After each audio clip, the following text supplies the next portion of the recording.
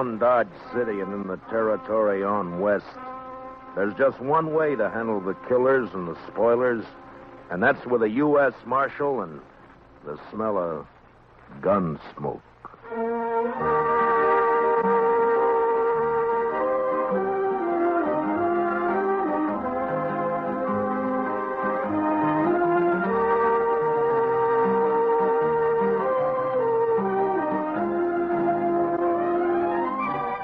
Gunsmoke, starring William Conrad. The story of violence that moved west with young America. The story of a man who moved with it. Matt Dillon, United States Marshal.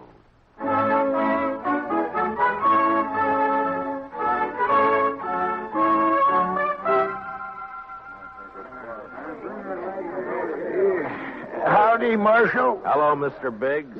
Can I give you a hand? No. This is the last batch here. Hey, wait till the flies get to these buffalo hides in the morning and be enough vultures overhead to keep the place in shade for a week. Yeah. You'll sure have your hands full by tomorrow night. It looks that way. When these boys turn them hides into cash, they'll bite the corks out of every bottle in town. And some of them look mean enough sober. Yeah. Well, you better bed down and get some sleep, Mr. Biggs. Where are your boys? I don't know. Jeff had some trouble with a dry axle up near Pawnee Rock, and Boaz stopped to help him fix it, but they shouldn't be this long behind me. Well, if I see him, I'll tell him where to find him. You can tell Jeff, but Boaz ain't even going to hear you. Why? What's the matter with him? Oh, he's riding higher than an eagle. You know that white buffalo you've been hearing about? The albino? Mm-hmm. Well, it's just Indian talk. Oh, you think so, huh? Well, if it is, Boaz sure shot himself a mighty scared buffalo. White as borax. That ought to fetch a price. Hey, anybody seen Marshal Dillon? Over here, Chester.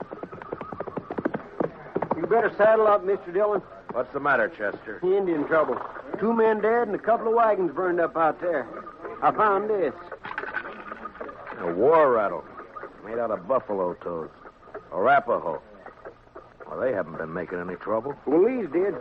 I was topping a hill when I saw the wagons go up in fire. It was Indians, all right. I saw one ride off. That's funny. I never heard of Arapahos attacking at night. How far out, Chester? 10 mile, maybe, toward Pawnee Rock. Pawnee Rock? Marshal, my sons was coming from there. Easy, Mr. Biggs. Lots of wagons in the territory. Marshal, I didn't see another wagon between here and Pawnee except the ones we had, but the Indians killed my boys. There's only one way to make sure, Mr. Biggs. Saddle up and ride over to my office. I'll be with you as soon as I can get my horse.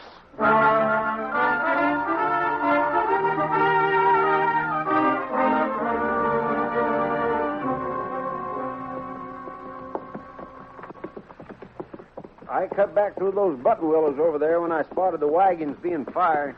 We must be close to it, then. Just over there. Right down yonder. See him? Yeah. I see him. We rode up and dismounted.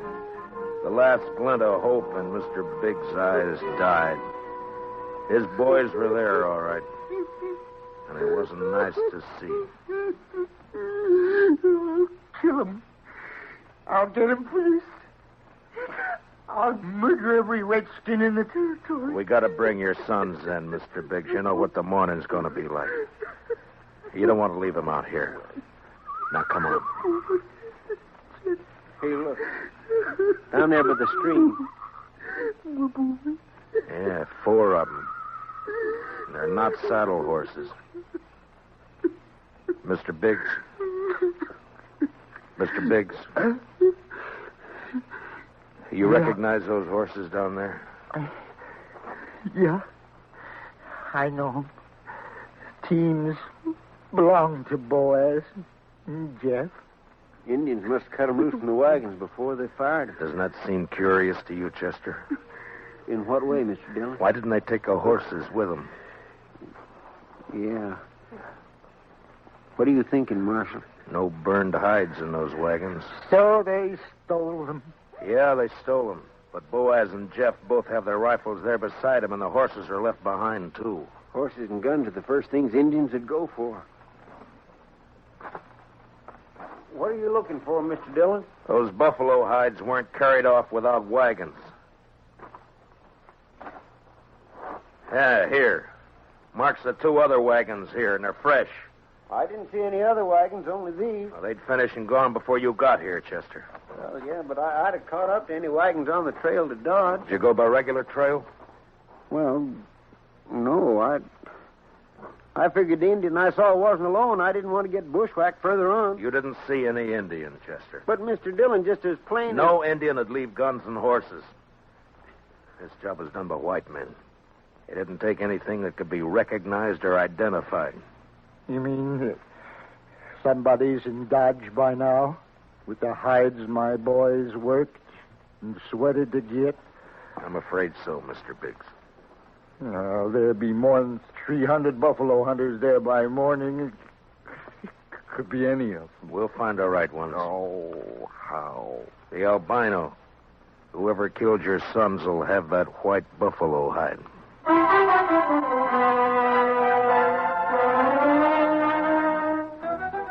It was almost sunup when we got back to town, and more wagons had jammed the main street lining up for the unloading barns. I rode down the line, looking them over one by one. Howdy, Marshal.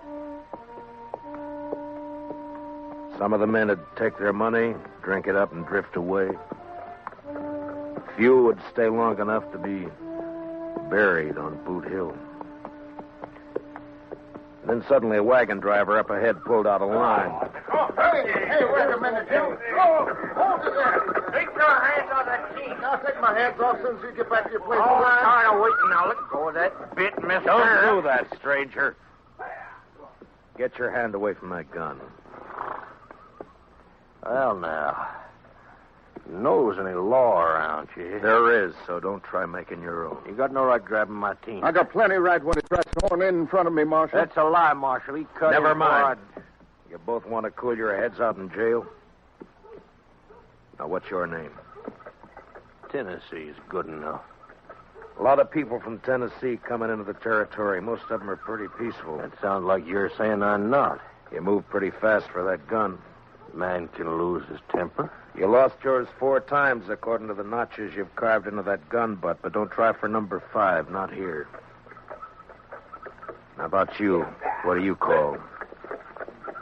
Charlie Kell. Charlie Kell, huh? They ever call you Chuck? No, Heard of a Chuck Kell a couple of years back, come from Kentucky. not me. Man I heard about was a gunfighter, so he never wore gloves. See, you don't either. It's pretty rough on the hands. Thanks, Marshal. I'll make sure to take better care of him. Yeah, do that. I'll be around a while, Marshal. Maybe we can have another talk. Anytime. They'd need watching. But what I wanted now was a white buffalo hide. Searching the wagons wouldn't do. There wasn't time, and a search had let the killers know that something in the hides they'd stolen could be identified. The time to find out would be when the buyers checked them. I got Biggs and Chester to cover 2 of the unloading barns, and I covered the 3rd one. And then finally daylight came, and the haggling started. Son, you want to sell those hides? Better learn how to handle your skinning knife a little better. They're as good as any. And full of holes, they ain't. Give you $4 a hide for the bunch. You gave that last fellow 8. He looked tougher than you. 6. I'll take 6. 4. Take it or leave it. You think you can rob me, mister? Watch your mouth, boy. Here, none of that. Let me go! Easy, son. Go! Let me have that gun just so you won't be tempted. Here, that's better. Give me that. Give it back. You can pick it up at my office whenever you're ready to leave town. Yeah, you look like a city boy to me. Where are you from? St. Louis? None of your business. When something's got you beat, son, there's no shame to admitting it and going home. Sometimes that takes a real man. Don't tell me what to do. Why don't you watch your own job? Why don't you leave me alone, Marshal? I ain't got a white buffalo hide. What'd you say, boy? You heard me. What do you know about a white buffalo hide? What everybody else knows. That you're looking for one. Everybody in town knows it. How? Because the old man whose sons were bushwhacked all liquored up over at the other barn, shooting off his mouth.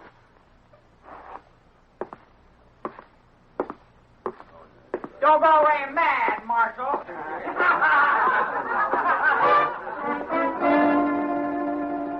Mr. Biggs wasn't at the barn where I'd left him. I cut through an alley to Front Street and headed for the saloons. I never got to him. Mr. Dillon? Mr. Dillon? What's the matter, Chester? Old man Biggs. Where is he? I'm looking for him.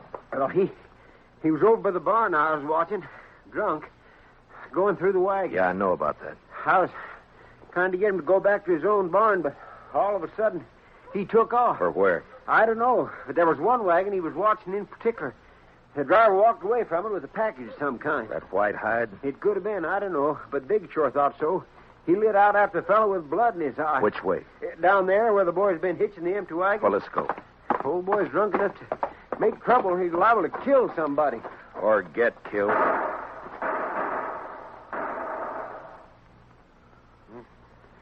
Too late, Mr. Dillon. Yeah.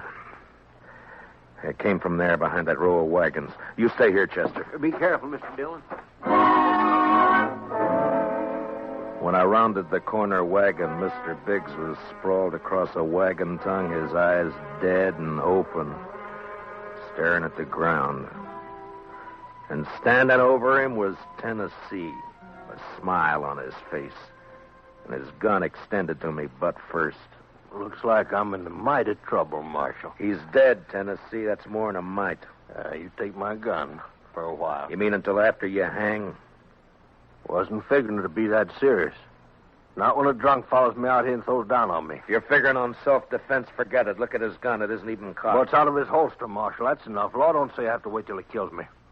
You'll have to make a jury believe that. No, you shouldn't have much trouble doing that, Marshal. What are you doing here, Mr. Kell? Oh, I just happened to follow Tennessee out here. Why? Well, you broke up our little argument in town. Thought I'd get him alone here. See if maybe he was still nursing a grudge he wanted to settle. But the old man beat me to it. Now, Tennessee here ain't exactly a friend of mine, as you know, but I hate to see any man hang when he ain't guilty. Is that your personal verdict, Mr. Kell? That's right, Marshal. The old man threw down on him, and Tennessee had to kill him in self-defense. Chester, Yes, sir, Mr. Dillon? which one of them had the package? This one. This is the fellow the old man was after. All right, Tennessee, where is it? I don't know anything about a package. Look in the wagon, Chester.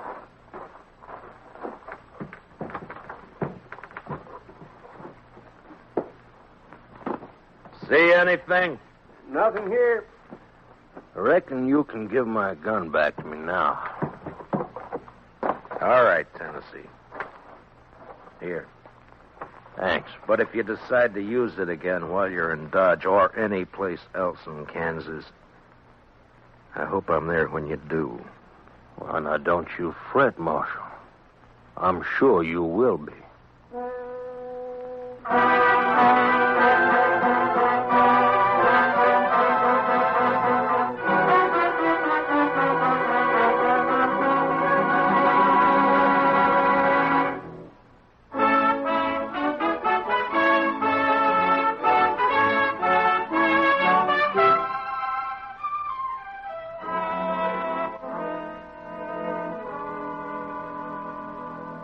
Just before sundown, we buried old man Biggs and his two sons up on Boot Hill. By the time the service was over and I rode down, darkness had fallen, and everything was going full blast. The town was roaring. Seemed like a good man, old Biggs. He was, Chester. So were his boys. Yeah, but there are too many men like Tennessee and Cal coming in, Mr. Dillon. They won't last, Chester. They'll keep coming, but they won't last. They'll take a gun and go against a man, but they won't sweat. They won't take root and build. We still going to look for that hide? Yeah. Or just what do you want me to do, Mr. Dillon? Tennessee and Kell will be in town, but their wagons are back there with the other empties. Ride back and look them over. Oh, they might have had somebody carry that package off for them. It might be, but they don't seem like partners, Mr. Dillon. From what I heard, you stopped them from gunfighting. Took more than one man to kill the Biggs boys, and more than one man and more than one wagon to cart the hides in. Well, you mean they staged that trouble just for you? Just for me. After they heard I was looking for that white hide. Well, why do you figure that, Mr. Dillon? When gunfighters start for their guns, nothing stops them, Chester. They both started, but they both stopped. I reckon you better take a look through those wagons. Yes, sir, Mr. Dillon. Where'll I meet you? I'll be checking the saloons.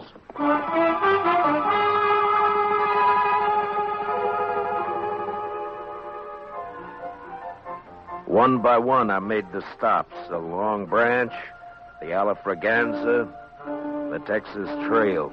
And one by one, they got quieter as I went in. As though each place was holding its breath, waiting for something to happen. The last place was a Mexican hangout. A long, dark walk.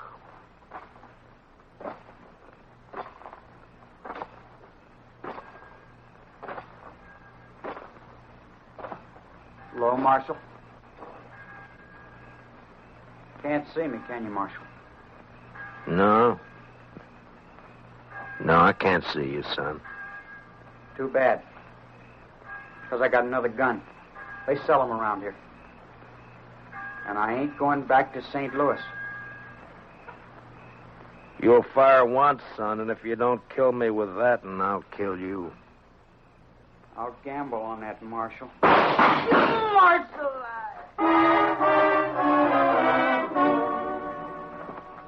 He lurched from the shadows into the street, staggered, and fell. And then he rolled over on his back, and his eyes struggled for a minute like they were trying to remember something. And then he went blank. Well, he was right about one thing. He wasn't going back to St. Louis. Well, what do you know? The marshal's real handy with a gun. Stay out of this, Kell. But I may have something to talk over with you later. You mean what? If you don't know it, then you got nothing to worry about. I've been hearing a lot about how fast you are with a gun, Dillon. Anything to it? I'm still alive. Yeah. This your hobby, shooting kids? He was old enough to try to kill me. I don't like it, Marshal. That's too bad, Mr. Kell. The Chuck Kell I heard about would have loved it. They said he'd killed 2 kids under 16, one of them his own brother. No, you didn't hear the whole story, Marshal. The Kell you heard about killed a marshal, too.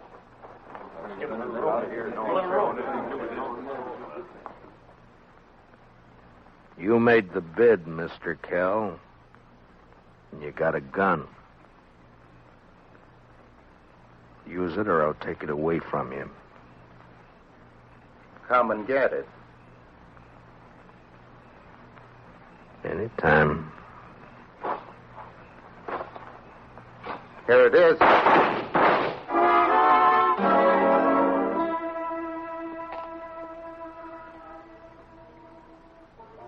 How you feeling, Mr. Dillon? I'm all right, Chester. Doc fixed your head. Wasn't much he could do for Kell, though. I hit him. If you didn't, he sure died for nothing. He was fast, all right. Boys say you made him look like a sleepy burro. Never even cleared his holster. And my head says different. You didn't get that from Kell. What do you mean? Tennessee was up the street with a rifle. He creased you. Huh? Where is he now? I don't know, Mr. Dillon. He rode out of town before I could stop him. I was the only one who saw him. I was coming up street to find you. All right. Let's get out of here.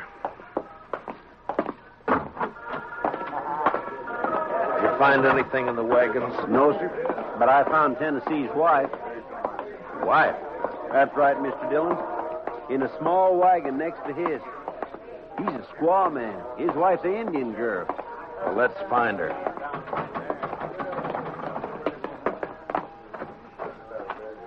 All right, Chester. Which way?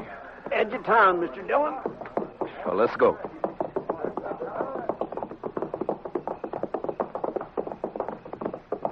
You talked to the wife? Yes, sir. Found out Tennessee and Kell were friends, all right. They left her here night before last and arranged to meet her here today. She said they were driving empty wagons when they left her. Ask her what tribe she belonged to? Didn't have to ask, Mr. Dillon. I could tell by her beads. She's an Arapaho.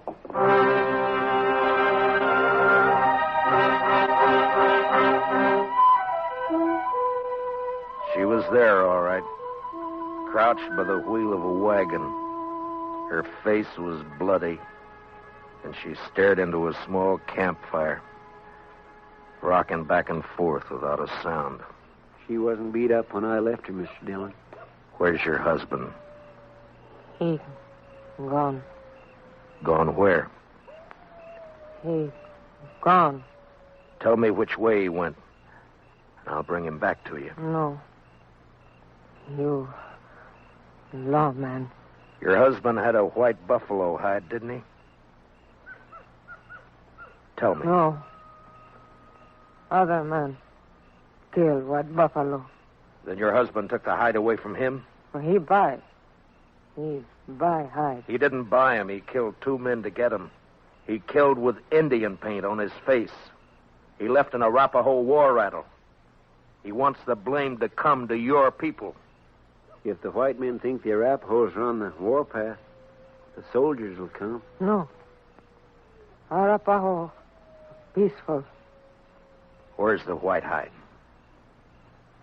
What'd your husband do with it? He tell me. Bury it. Where? Where's it buried? There. Back there. By tree. Go dig it up, Chester. And then stay with her till I get back. You going after him, Mr. Dillon? As soon as she tells me which way. All right, Mr. Dillon. You're white man. No good. Now tell me which way he went. You let him go. He not come back. I can't let him go. If I do, the soldiers will come after your people. He beat you, and he ran away from you. Now he'll bring death to your tribe unless I get him. Where did he go? He ride to where moon sleep. I rode east. Tennessee had about an hour's start, but I figured to make up most of that before sunrise. The prairie was open and flat except for an occasional roll, and the Arkansas River would keep him from cutting south. His best bet for a fresh horse would be Kinsley, and I rode hard for it. It was just turning daylight when I rode in.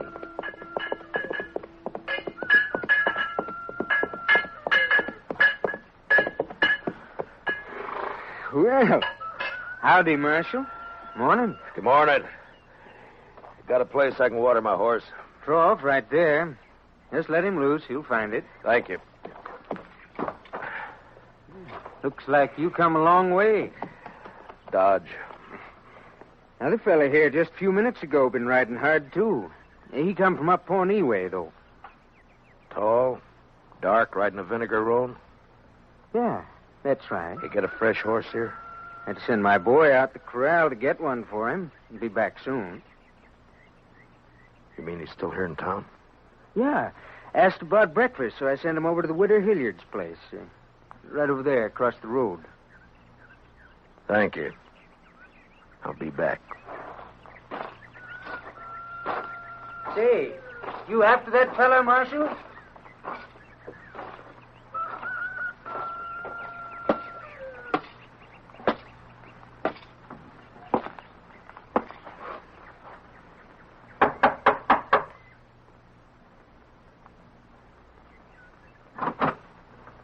Yes? Understand you're serving breakfast, ma'am. Why, sure thing, Marshal.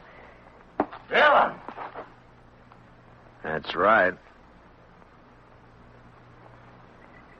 Give me a clear way out the door, or I'll kill you. Come by me, Tennessee. I'll come shooting. That's all right. But just be sure you get me this time.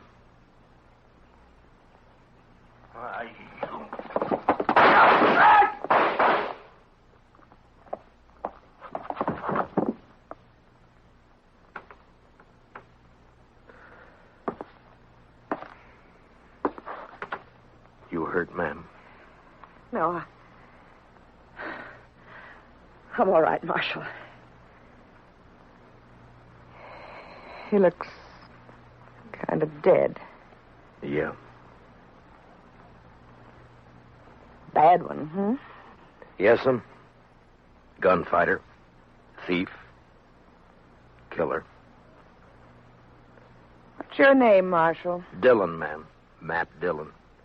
I'm sorry about Marshal. When my husband brought me out here 15 years ago, Indians burned this place down 3 times. I'm used to killing. You want to carry him out? I'll go fix you that breakfast.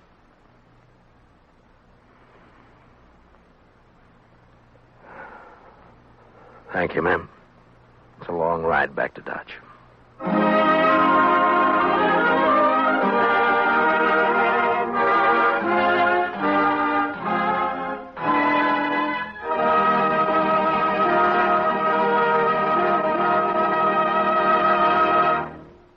Gunsmoke, transcribed under the direction of Norman MacDonald, stars William Conrad as Matt Dillon, U.S. Marshal.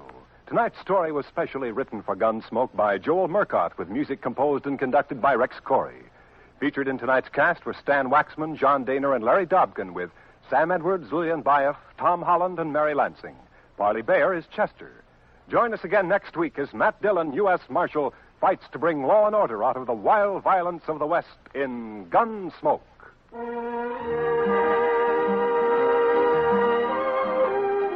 Something new in CBS Radio Newsroom coverage, World News with Robert Trout presents as a special weekly feature an interview with a crack CBS Radio News correspondent. This correspondent flies in from his post overseas to give you his authoritative eyewitness viewpoint on latest developments. Tomorrow afternoon on most of these same stations, World News with Robert Trout. This is Clarence Cassell speaking. And remember, from now to November, you'll find intensive, impartial campaign coverage on the CBS Radio Network.